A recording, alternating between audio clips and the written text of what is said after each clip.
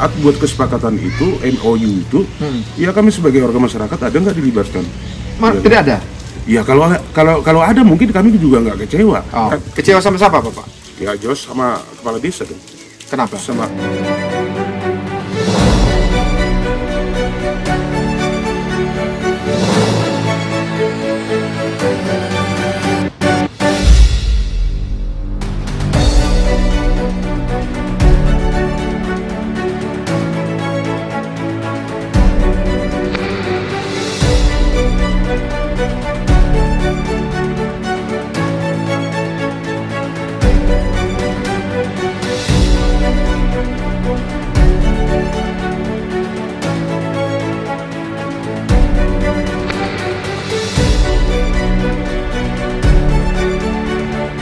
Horas, selamat siang.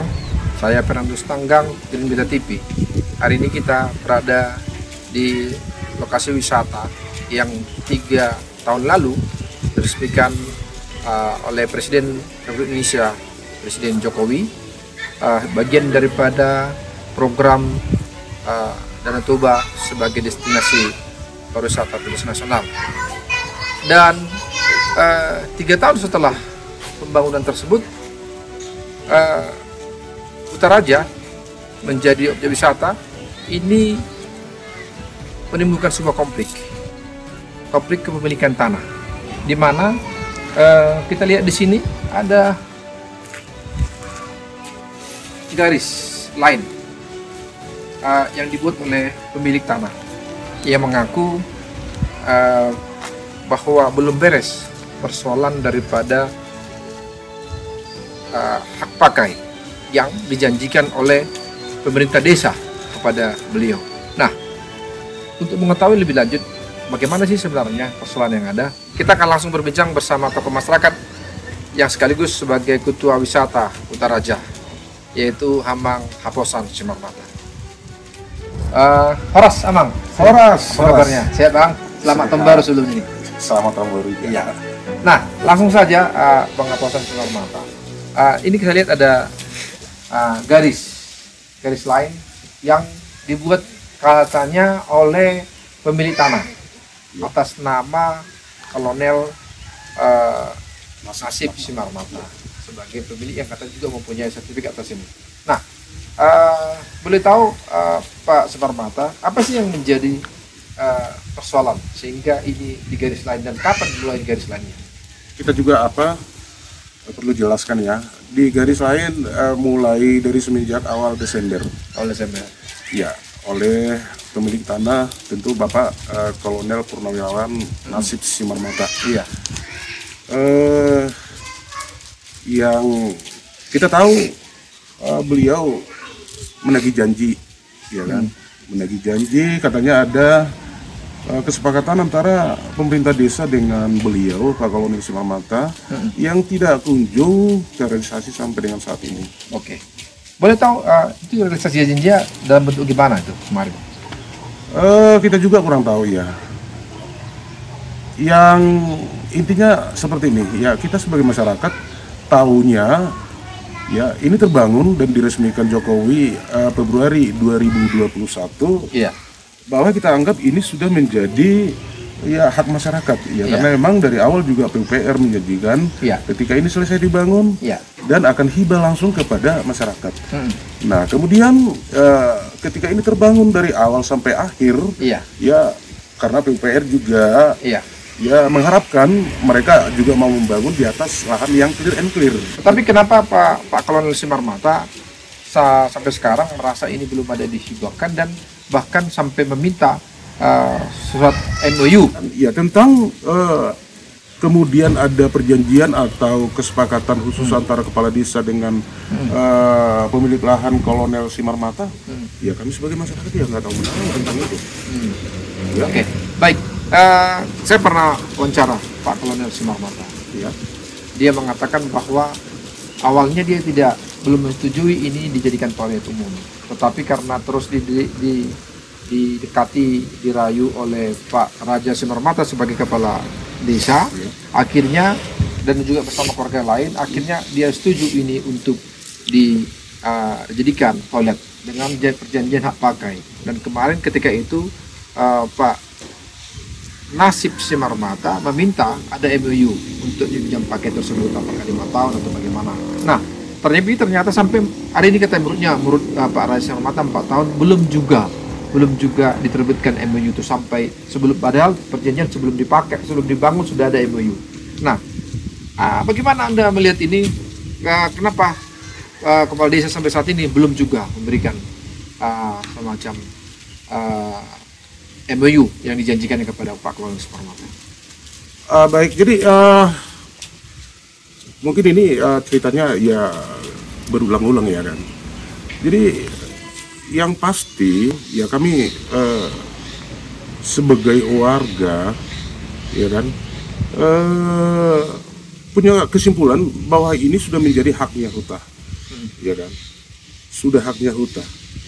Kami juga tahu sebenarnya lahan ini lahan Pak Kolonel, iya, ya kan. Tapi pertanyaannya bisa terbangun ya karena apa? Ya karena memang ya mungkin ya sudah ada pembicaraan dan dianggap sudah clear, ya kan. Tapi apakah ada? Nah, kalau kemudian ada permasalahan seperti ini, sekarang pertanyaannya pada saat buat kesepakatan itu MOU itu, ya kami sebagai warga masyarakat ada nggak dilibatkan? Ya, tidak ada. Ya kalau ada mungkin kami juga nggak kecewa. Kami juga mungkin bisa membuat solusi seperti apa, ya kan. Tapi ya kenyataannya nggak ada. Tidak ada sampai dengan awal Desember ini di garis lain, ya justru kami ya bertanya dan terkejut, ya kan. Kok bisa gitu? Sesungguhnya persoalan apa yang terjadi? Karena kami anggap ya bahwa sebelum-sebelumnya terbangun dan diresmikan Pak Jokowi, ya kami anggap sudah clear. Yang kita sangat kecewa ya. Jadi mungkin kita juga tahu ya dalam hal ini ketika mereka buat kesepakatan yang kunjung tidak terlaksana sampai dengan hari ini, yang membuat Bapak Kolonel Simarmata Purnawirawan merasa kecewa, ya kan?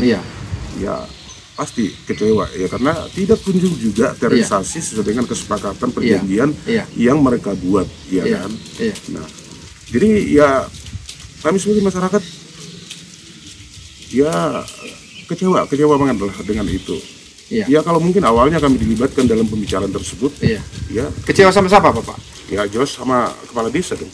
Kenapa? Sama pemerintah desa. Ya kenapa? Ya karena terjadi masalah seperti ini, awalnya kan juga nggak tahu, terus tiba-tiba ya mendapat masalah seperti ini, ya karena ini ya kami anggap ya sebagai salah satu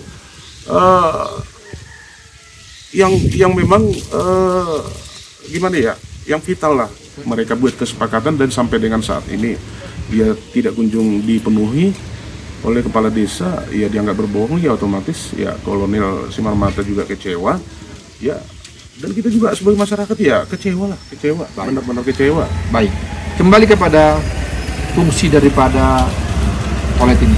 Nah, apa yang menurut Bapak fungsi daripada toilet ini untuk menunjang pariwisata di Kutaraja ini? Ini salah satu ya yang sangat vital kalau menurut saya.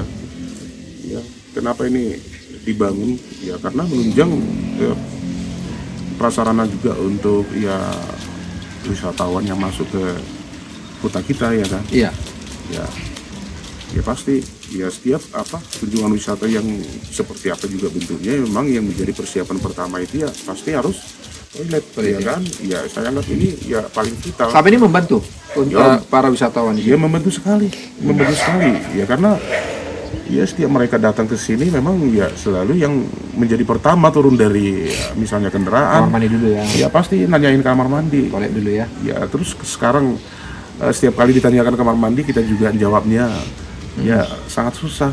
Iya kan? Iya, baik. Nah, apa harapannya Pak Aposan Simarmata kepada kepala desa Pak Raja Simarmata untuk membereskan hal ini, dan juga kepada Pak Kolonel Simarmata sebagai pemilik lahan? Ya harapannya ya ke depannya bisa ini ada solusi terbaik ya, dan harapan kita yang kita anggap ini menjadi sesuatu yang memang sangat penting dalam mendukung pariwisata hutan ini, ya segera diselesaikan oleh kepala desa dengan pemilik lahan Pak Kolonel Nasib Simarmata. Nah, itu harapan kita. Supaya? Ya supaya ya ada paling tidak ya penyelesaian yang baik lah. Ya kalau perlu ya kita sebagai warga masyarakat ya dilibatkan dalam penyelesaian itu. Oh, baik. Berarti selama ini belum ada penglibatan masyarakat di sini ya? Nggak ada sama sekali, nggak ada sama sekali. Ya justru itu yang ya kita katakan tadi, ya kita juga sangat kecewa dan terkejut ya dengan kejadian seperti ini. Baik. Ya kita udah enak menerima bangunan dari pemerintah yang hibah langsung ke masyarakat. Ya nyatanya seperti ini. Seperti ini ya. Ya kita juga kecewa untuk itu. Baik terima kasih Pak Aposan Simarmata. Semoga ada titik cerah ke depannya. Oke, siap. Demikian wawancara saya kepada Ketua Wisata Huta Raja, yaitu Amang Aposan Simarmata.